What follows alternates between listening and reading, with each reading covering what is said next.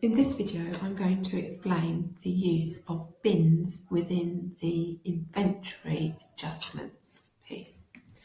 So if we go to inventory adjustments, this can only be used on items of which are tracked. So for a quantity adjustment could be used following a stock taking result. It could be a theft, it could be a fire, it could be anything at all. So we've got the date, telling what account is it going to be reversed from, and a reason. So I'll tell you a reason here. So I'm just going to do a damaged goods. The location is where is it going to? So Princess Street.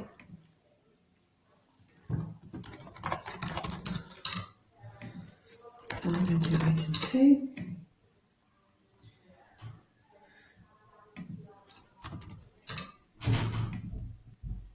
And immediately it's asking us to select the bins of this item. Where is it going to be located?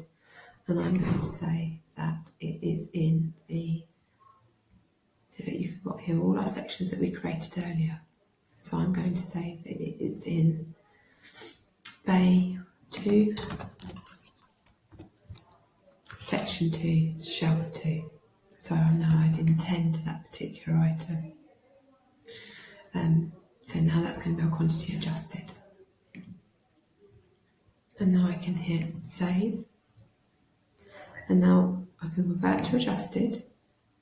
And now when we look at item number 2, we can see within item 2, we can see that we've got 10 items that has been moved to Princess Street.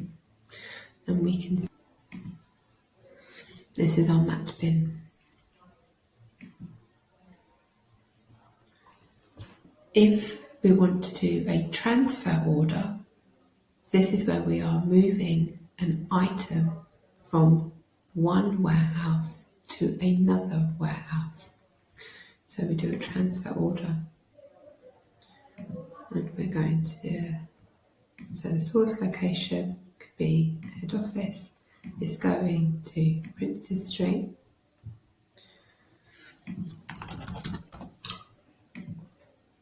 Okay, select the destination bins. Where is it going to?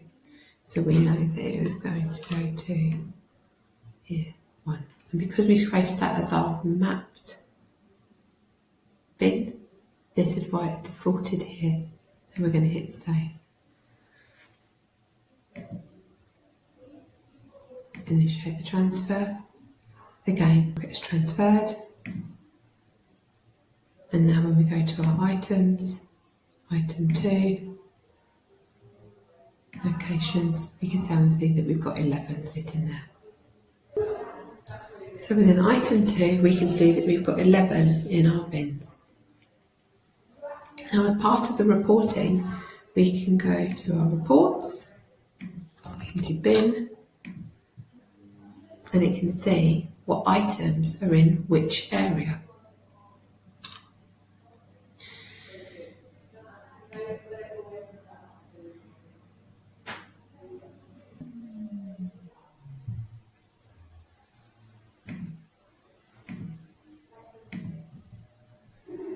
Now we can see here that item 3 has been incorrectly entered into the bin Bay 2, Section 2, Shelf 2.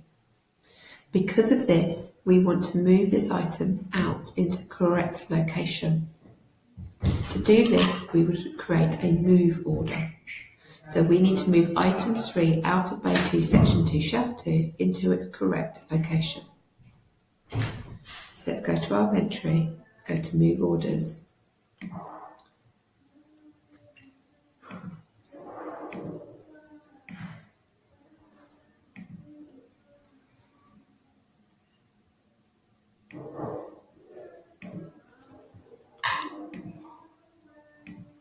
And it needs to go to our new bin or bay.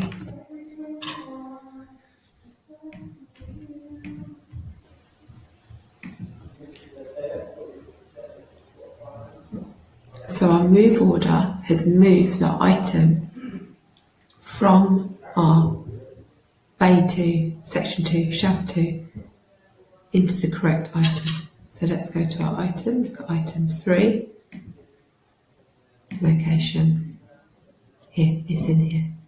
Now if we want to map the bin, again, we want it to go in here, this means the default will always appear here. So that can never happen again.